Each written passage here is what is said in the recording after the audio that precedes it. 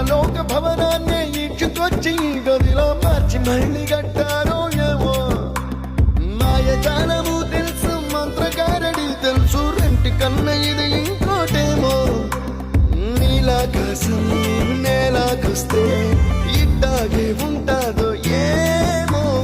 ఈ సంతోషం దాచాలంటే హృదయాలు ఓ వంద కావాలి.